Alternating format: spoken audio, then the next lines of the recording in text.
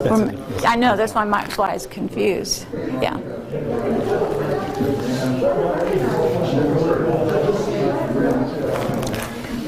I'm going to ask that, I think I should say, I'm going to make a statement. We're going to get started because I appreciate everyone being here on time, and I know you have a lot of things to do.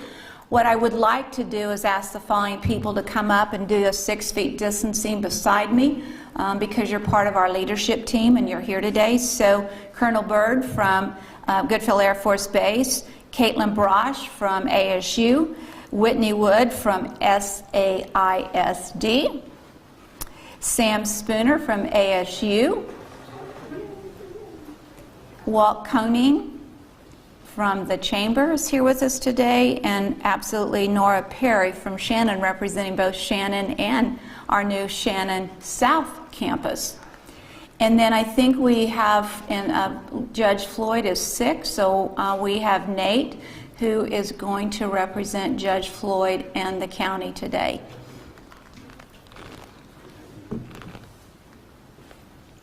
The purpose of today's meeting is the following. With the number of positivity cases continuing to rise, we've had many citizens who are quite concerned about what's going on in the city of San Angelo and asking a lot of questions about the numbers. Talk to us a little bit more about the numbers so we better understand the profile of the community as it relates to the pandemic. What is important for you to see today is the group of people that are up here surrounding me today, because this is the group of people that every Monday morning at 9 a.m. we have a conference call to make sure that we, the city, know everything that's going on in our community and that they can share with us their numbers, their game plan, their strategy to continue to contain the number of positive cases. And so it is this leadership team that is helping San Angelo battle the pandemic virus. Many of you have seen and heard the numbers in the surrounding communities. Abilene's Hendrick Hospital announced yesterday they only have 1 ICU bed left. El Paso is going on a partial shutdown, asking people to stay at home. Lubbock and Amarillo are in a really difficult situation because their positivity cases have skyrocketed and they are at full capacity in their hospitals. So our surrounding communities are feeling a surge. And we don't know whether it's the first, the second, or the third, but it really doesn't matter whether it's 1, 2, or 3. It's what it is, and it's still here in this community. And we want to continue to emphasize that fact.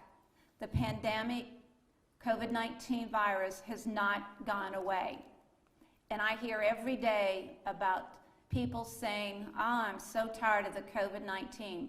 I am so tired, I'm fatigued with all of the rules, regulations, and the attempt to control our lives. But what I must say to our citizens today, if you want to continue to have the great city that we are, if you want to continue to keep our businesses open and the occupancies where they're at, if you want to make sure that the hospital has the ability to take care of you or your family should you need them to, then we have to continue with following the CDC guidelines. I get many emails and phone calls from people who say, why have you stopped enforcing the mask order? Is it no longer enforced? Does it matter anymore? Because the COVID-19 virus has not gone away. And I hear every day about people saying, I'm so tired of the COVID-19. I am so tired, I'm fatigued with all of the rules, regulations, and the attempt to control our lives. But what I must say to our citizens today, if you want to continue to have the great city that we are, if you want to continue to keep our businesses open and the occupancies where they're at, if you want to make sure that the hospital has the ability to take care of you or your family should you need them to, then we have to continue with following the CDC guidelines. I get many emails and phone calls from people who say, why have you stopped enforcing the mask order? Is it no longer enforced? Does it matter anymore? Because fewer and fewer people are wearing the masks. Fewer and fewer people are obeying the CDC guidelines, whether it's social distancing or whether it is meeting in groups of 10 people or less. Families are gathering, weddings are happening, events are happening, and the good news is Dr. Vretis has been able to continue to approve some events because he's put great guidelines in place for holding those events. But what has to happen is once people arrive at those events, those guidelines have to be enforced. If you take a look at what's happening in the city today, the largest growth in terms of number of positive cases is happening in the 20 to 29, 30 to 39, and 40 to 49, and yes, to 39. The last 2 weeks have been in the 59 to 63 range. As it relates to where are the largest number of cases overall, well, certainly it has been a trend that the age group of 20 to 29 has been the largest group. But that percentage is continuing to decrease, and the percentages of positive cases in the other age categories, particularly in the 40 to 49%, continue to grow. So we are pleased with our school system in terms of what they've been able to do strategy-wise to contain the number of positive cases.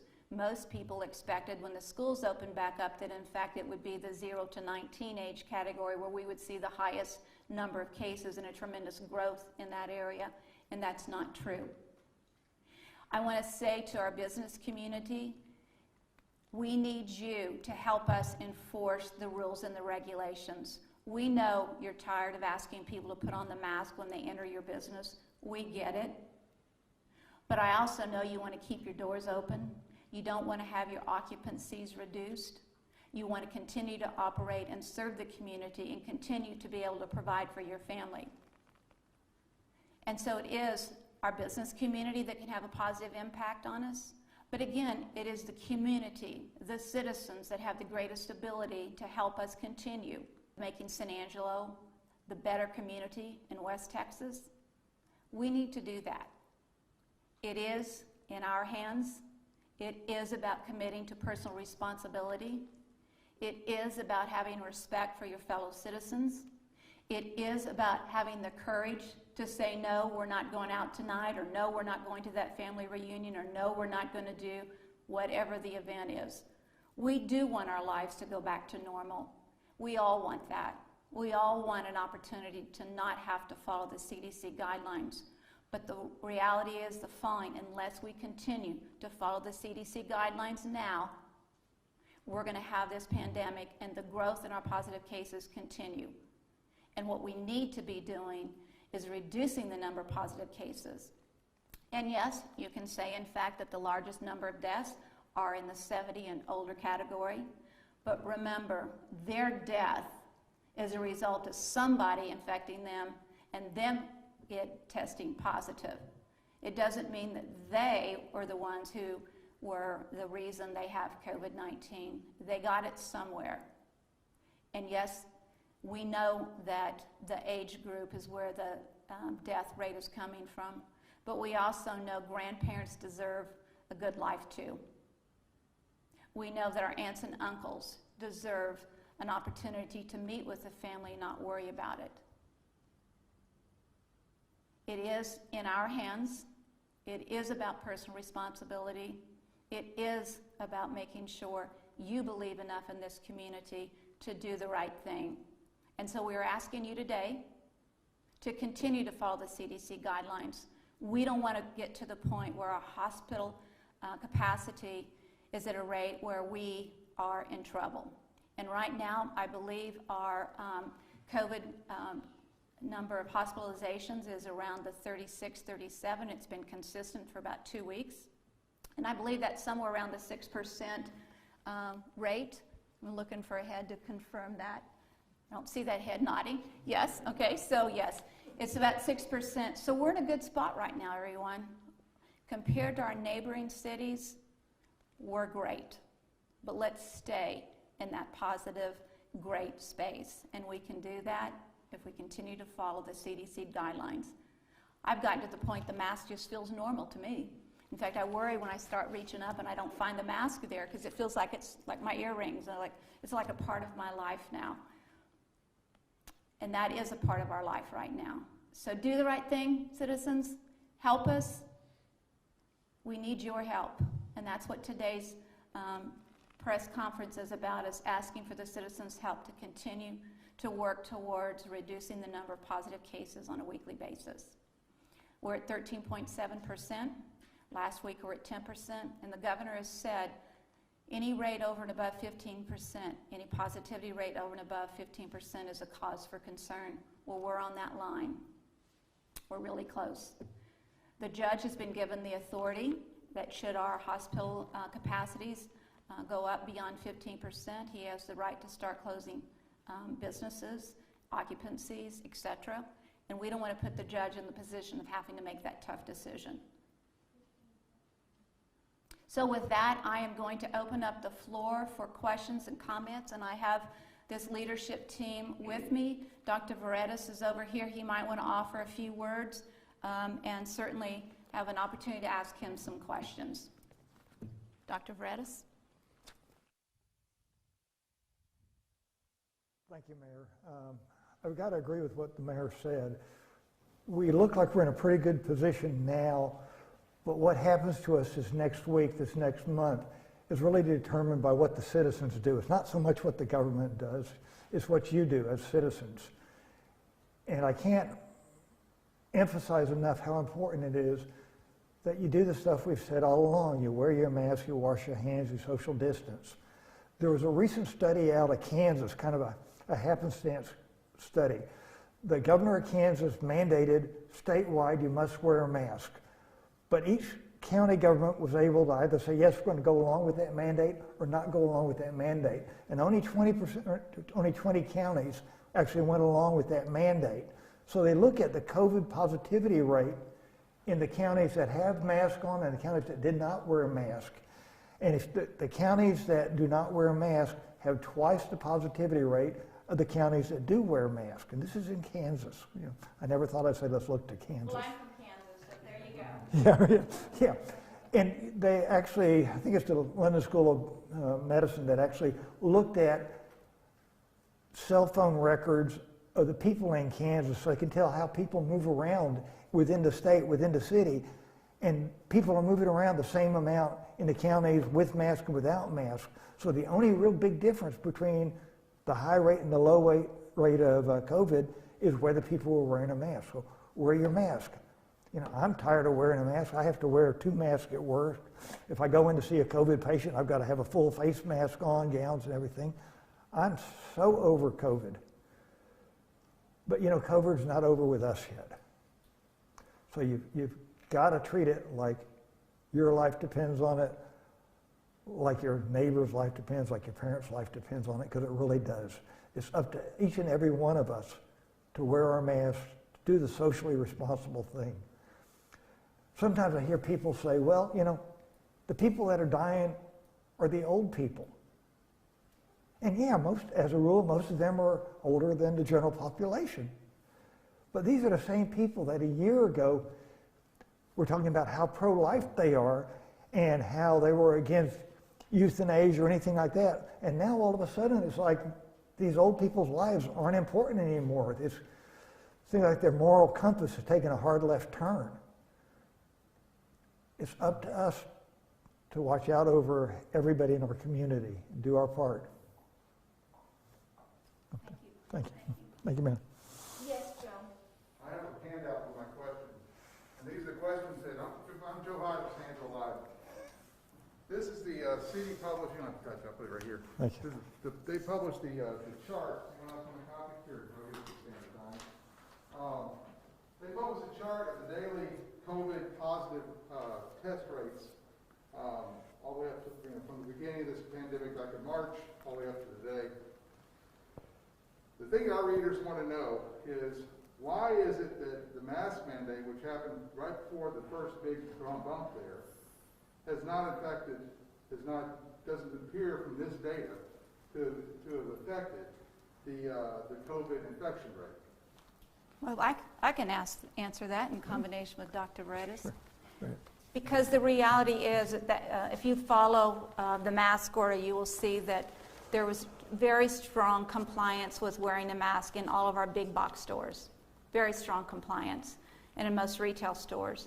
The problem is what happened when people went home. It's what happened in the backyard, at the barbecue, at the lake, it's the celebrations, it's the weddings, it's the birthday parties, it's all of those events where you have more than the 10 people coming together. If we could just track the number of positive cases in our retail stores, you would probably find a very low rate of transmission. But it's what happens when the mask comes off, and the mask comes off when we go home. That's my perspective. I think the mayor's probably right on that I think a lot of the spread that we're having is not, like she says, in the stores. It's the gatherings, the family gatherings, coming over, we're going to have a picnic, we're going to have a barbecue, and instead of having just one family, you end up with 5 families there, and they're all sitting around barbecue tables, and there's no such thing as social distancing when it comes to a barbecue at most houses. The University of Texas COVID-19 Consortium actually came up with predictions by trauma service area of what do they predict COVID is going to be like, specifically on November 8th of this year. And for trauma service area K, our service area, there's a 29% prediction, positivity rate, that our hospitals are going to be completely full on November the 8th. There's a 45% chance that our ICUs are going to be completely full on November the 8th. I can't do the math that they did to do it, but these are people that do modeling for a living, and this is their prediction. Like the mayor said, we're so much better than everybody around us, but we're just hanging on by a little thread. It won't take very much to get a big bump, and once you start getting exponential growth, it's hard to undo exponential growth. You have to wait 2 weeks from when you make any change before you even start to expect to see a change. One second, let me just make this comment. The other thing I've heard people say is that when the election is over next Tuesday, the pandemic will go away. Well, tell that to Great Britain. Tell that to Germany. Question? John Tuff, San Angelo Standard Times. Just for the record, if San Angelo's positivity rate hits a 15% threshold, even if Texas isn't at that 15% threshold, would San Angelo start to see shutdowns similar to what we saw in March and April? And what would those shutdowns look like? The governor has given authority to the county, and Nate's here with the county for Judge Floyd. I don't know if you want to add to that, and I'm glad that he gave the county the authority, because what happens in a county like San Angelo, where the largest percent of the population is within our city limits, people were leaving the city limits and doing events outside the city limits. So if we don't have total control over the county, meaning city limits and what's not in city limits, then we have a hard time with a game plan. So the governor has allowed individual counties to make their own decisions should that number go up. So he has pretty much said we're not going to do that total, the state is all one is all. We're looking at it county by county, and that's something that we have asked for and have been asking for since the end of April, that we be allowed as a San Angelo City, Tom Green County, to make our own decisions concerning rules and regulations, and we finally have it. So again, we want to make sure we do the right thing, social responsibility, personal choice, because we want local control. In the unfortunate event that hospitalization rates were to rise past the 15% level, it would take some of the options out of our local leaders' hands. I think Judge Floyd's office would come to the conclusion that we need to stay in line with GA 32, Governor Abbott's most recent order, and following safety protocols at that point. And what are they? What are those safety protocols? Well, our current safety protocols put in place, it's set forth by the CDC.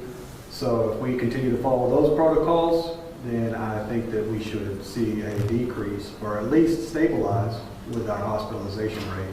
Should that rate increase over 15%, that's going to be a difficult decision that I think that eventually that will come out of the judge's office. It'll be out of his hands at that point. So would Judge Floyd then close bars? close restaurants? What is his step when the hospitalization rate reaches 15%? Should that occur, then it's going to be a case-by-case scenario. That'll be a decision, a difficult decision that has to be made. Honestly, at this time, we stand with our community partners in our request and asking the public to help us maintain the spread, follow proper protocol at this time, our health protocols that are in place by the CDC. If we can obtain that and achieve that, then we won't even have to go down that path. But if you look at this chart, the virus is going to virus. So what happens if it gets over 15%? What is the judge going to do? I don't have an answer for that at this time. Well, there are decisions that there's multiple layers of decision making. One is if we choose to start closing businesses, if we choose to reduce occupancies, if we choose not to approve special events. So it is multi-tiered. It's not just one thing. It would be a laundry list of things that we would reevaluate. We've been lucky because over the past few months, almost every event that came to Dr. Vretis for approval, he's been able to approve because of the numbers. And so he would start taking a harder look at event requests based off of the numbers, and that would mean whether they can hold the event, whether the occupancy, the number of people who could attend that event would be. So it is multi-layered. But what we want to make sure everybody understands is we don't want everyone to be in fear of living their lives. We don't want the people in San Angelo to be fearful of the surrounding neighborhoods and their neighbors, because they can take charge. They can encourage their neighbors. They can encourage their friends. They can encourage everyone to help them. Instead of us attacking the people who are wearing the mask and making an issue out of the mask wearers, let's compliment people for wearing the mask. Yes, Matt. Have health officials been able to identify any hot zones in San Angelo where that could explain the uptick in COVID numbers, or is it just general behavior? I've looked at the numbers every week by age category, and so and I've asked the questions of Sandra on a weekly basis. Is there a hot spot? Is there a specific something that we feel like is creating this spread? And the reality is if you take a look at the spread of the age categories in terms of the growth in viruses and the virus positivity rate, as I said, the three key areas are and it's a broad range. So if you go from 20 to 49, that's a pretty broad age range. And there's growth in all of them. I'll repeat it. This past Friday, we had an 80% increase in positive cases in the 20 to 29 age category. We had a 59% increase in the 30 to 39 age category, and we had an 87% growth in the 40 to 49. And if you go back a week, the 20 to 29 was flat from the previous week. So that would say, well, maybe that's some of the ASU kids, but there wasn't growth 2 weeks ago.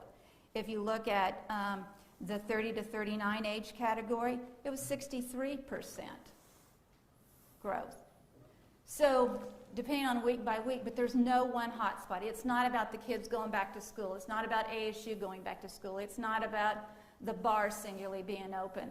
And it's not about occupancies increasing. It's about all of those things. And if you take a look at today's numbers, the same thing. The age categories is anywhere from 5 years to 79 years. It's very broad. Would you like to add anything? Yeah, just a little bit to add to that. While there's no one event that we've been able to isolate and say this is where everything came from, a large number of people that have been hospitalized recently in San Angelo actually have been transferred into San Angelo. So we've gotten several from nursing homes in surrounding counties, and a large part of the number, a significant number that we've admitted have come from these nursing homes into surrounding counties.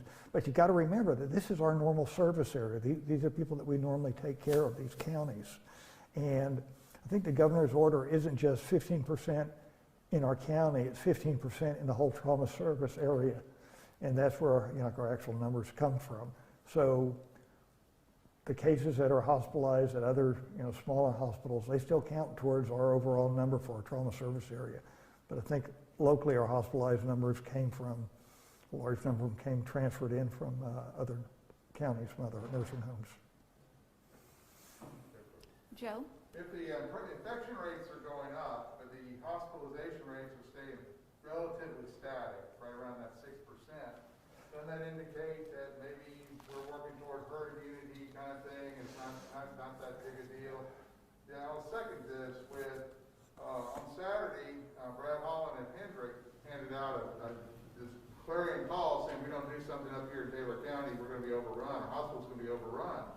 Well, if you look at the data for, service area D, which is Abilene, I mean, it's been flat too. It's a little bit higher than us. Actually, it's actually lower than us. It's been lower than us. Yeah. And it's been relatively flat. So when we hear these dire warnings and we look at the data, it doesn't match up. I mean, there's a disconnect there. Well, Can you speak to that? yeah, I'll speak to it. 2 weeks ago, we had 13 people in the hospital, or 3 weeks ago. Last week, it was about 30 people. This week, it's 38. So in a 3-week period, it goes from 13 to 30 to 38. So, you can take a look at the numbers from way back to March. You can take a look at them from September 1, August 1, etc. But I will tell you that we've had the highest number of tests this past week since July the 10th. The highest number of tests this past week since July the 10th. We've had the highest positivity rate since September the 4th. We've had the highest number of positive cases since August the 7th. So you can make numbers very often read what you want them to be, but what they are is a good baseline to look at and evaluate and try to determine what we need to do to continue to keep San Angelo as safe as we can without creating fear, because we're through with the fear thing. I don't want to know about putting fear out there. What we want to put out there is information. We want to put out there statistics that talk about what's going on in this city. I don't want people fearful of living. I want them aware of what's happening in this city. I want them aware of what's going on in our hospitals. I want them aware of what's going on in our school system. And I will tell you that I have been unbelievably proud of our school systems in terms of the game plan they put in place, their execution of that game plan, and a relatively modest increase in cases because of those game plans. Goodfield Air Force Base, the same thing. They've done a great job of executing their game plan. Shannon Hospital has been very upfront, very vocal, very specific about what's going on in the hospitals. The great news about our hospital system here in San Angelo is they're prepared. Back when closings were happening, we didn't have the PPE, we didn't have the ventilators that we need, we didn't have the game plan in place. We have game plans in place today because this city is organized and we're communicating with each other and we're using all the leadership that is up here today to help us manage this city. And it's because of everyone up here that the numbers are the numbers. They've done a great job of being leaders in their respective fields. But we also don't want to hide and not be talking to the public about what's happening. The public has said to me, we want to know, Brenda, where's the age category? What are the hospitalizations? What's the number? What happens if? And so today is about saying what if, and here are the numbers.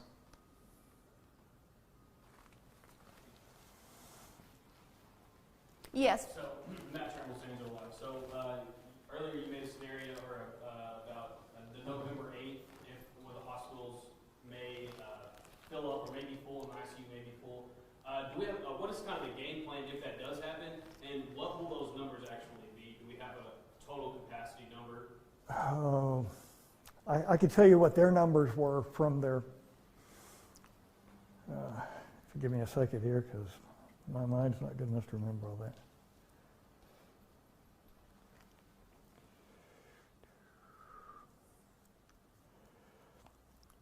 Okay, so it's probability that will exceed hospital capacity in 3 weeks, which is November the 8th. For San Angelo, it's 29%.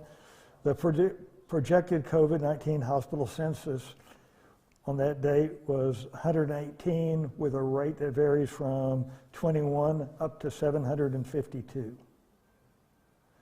As far as intensive care capacity being exceeded, a 45% chance of that. The projected ICU census on that date is 18 with a low number of 3 and a high number of 114. And be aware we don't have 114 ICU beds. You know, what will we do? Though we see big rises in these smaller rural communities, it looks like a lot of the big cities aren't having that big a bump right now, and it's not projected that some of the larger cities will be having the same amount of cases that the smaller communities are, so we may end up having to transfer our patients to other cities. You know, El Paso is already transferring their patients out, so we may be doing the same if it gets that bad. Hopefully it won't. I mean, this is their projection. Yeah. Do the right thing. Yeah, it's You're the San Angelo Local Health Authority. What do you think the likelihood of that actually happening is? I think it's fairly likely that will happen. You know, I think their numbers are good. You know, somewhere in that 30 to 45% chance that we'll be overrun. I had one of my colleagues night before last saw 9 COVID patients on her ER shift. So in 10 hours, she saw 9 COVID patients. We didn't admit all 9 to the hospital, but a lot of people that we see that have COVID that don't meet criteria for being admitted, that we say, okay, you don't meet criteria, we're going to send you home. But we're thinking we might see them back in a day or two. Right now, they don't meet the criteria for admission, but if you look at the trajectory of that patient, there's probably a good chance we'll see them back in a couple days. So, you know, we're doing the best we can. The COVID service has gotten real busy at the downtown campus. We're looking at how we can move people around between both campuses now. Since it's one system, I think we have a little bit more leeway than we've had in the past. So hopefully we'll be able to handle it. So a number of the patients that are going into the ICU and haven't been admitted in the hospital are people with underlying conditions or elderly people. So if this would happen, would this be like a spike in a nursing home or anything like that? Yeah, some are coming from nursing homes, and you know we've seen several that we've admitted straight from nursing home that go up to ICU because they're in really bad shape. The downtown campus and I guess the south campus have COVID wards that can handle people on those wards that up until the existence of those wards, they would have been ICU patients. So that they require an ICU level of care. We just have a different place that we do it. We don't call it an intensive care, we call it the COVID ward, but they're still getting the BiPAP and the intensive care treatment that they would have gotten in ICU. With the rise in cases, have we seen a rise in cases in nursing homes? I'm sorry? With the rise in cases that we've had recently, has there been any rise in nursing home cases? I think there's been a rise, but I think that has to do with just the mandated testing that everybody's getting, so we're actually finding out about So test more of them. get more positive, is that what you're saying? Yeah, that, and you know, as people go around, I think this last set of cases they got, there were people, therapists going from one nursing home to another nursing home to another nursing home, and if that therapist is positive, it's gotcha. I got a question on the testing. Yes, sir. When we first started this thing, basically we had maybe 3-4 sources of test data coming in, like from Goodfellow, from Shannon, from Community. Yes. Now everyone seems to be testing. We got any lab test now test, the ConchoValley test. I mean, CMA test, or the Shannon Clinics test. We have a lot of places that are providing test data. Yes, sir. Is that being how confident are you that all those tests are being compiled? And also, would that account for the rise in cases? We're testing more, we have testing more available, it's more accessible to people, so then the cases are going to go up. Well, they are going to, Yes. yeah, the more you test, the reality is that you're probably going to have more cases. But if you take a look at the positivity rate, and you go back and you take a look at the graphs from from July, you know, we're testing more and we're having more positive cases. They do correlate.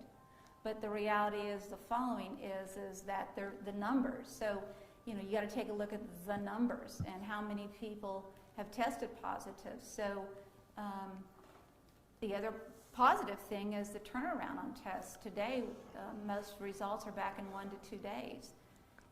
It used to be that it would take 3 to 4, 5 days to get the test results. So the good news is we hope that there's less community spread because we're getting quick results. The good news is more people are getting tested. That's what we want. That's the positive. So they used to gate people, they had a gating questions before you actually got a COVID test. Are we doing that anymore? Do you have to have symptoms and have we been in contact with someone who traveled abroad? Or can you just go and get a test now? Most people just go and get tests now. I mean, they still get asked the questions, but there's enough supplies around that most people can go to any of these testing facilities and get tested. So we are doing more testing, and that's one reason that our numbers are up. And I don't really pay that much attention to our total outpatient because they're being handled as an outpatient. And most people who get COVID get handled as an outpatient, do fine as an outpatient. But what worries me is when we start seeing the hospitals fill up. And even though we have room within the hospital, there are times that it takes hours and hours to be able to move somebody up to the floor. And so that time, the ER is down in bed. We can't move them. We do see backlogs. And what's real worrisome is when ICU fills up, even though you don't have COVID, when you come in with your heart attack, we don't have a place to put you. The same thing for the young trauma cases. COVID affects our ability to offer medical care to everybody, regardless of what your medical problem is or your trauma problem is. If we're spending all of our efforts taking care of COVID patients, then we may not have the facilities, the resources to take care of the trauma patients, the OB patients, the pediatric patients. This is really stressing our system. I can guarantee it's stressing the medical staff, the doctors, the nurses. I mean, you don't see smiles on people's faces anymore. And Dr. Vretis, speak to, like, back in the early days of the COVID here in town, I guess we were treating COVID a certain way with remdesivir, I think is the medicine. Has it changed any? Have we added therapeutics? When you're talking to your colleagues in the medical profession, how is it different today treating COVID as it was, let's say, on April 1st? We don't think anything works real well. I mean, dexamethasone has been shown to help really sick people that are being admitted. Steroids as an outpatient haven't been shown to help. Things that everybody could do if you want to lower your chance of getting severe COVID: take vitamin C, take vitamin D, take zinc, because we've seen the people that get admitted to the hospital, their vitamin D levels are low. And by that time, it's kind of too late to get them caught up on it. So, I take vitamin D every day. Never taken vitamins in my life. I take vitamin D, take vitamin C, take a little gummy vitamin every day. I think that makes a difference. Remdesivir hasn't been shown to make any survival difference. Convalescent serum, it's not turning out real great either. So, we don't have a lot to offer. And that's the scary thing, is we see these people come in with this horrible lung disease, and there's not much we could do. And a lot of them are coming in with horrible GI disease. They got profuse diarrhea now, and they're coming with GI symptoms. Headaches, the virus looks like it's attacking more and more different parts of the body. Other questions, comments?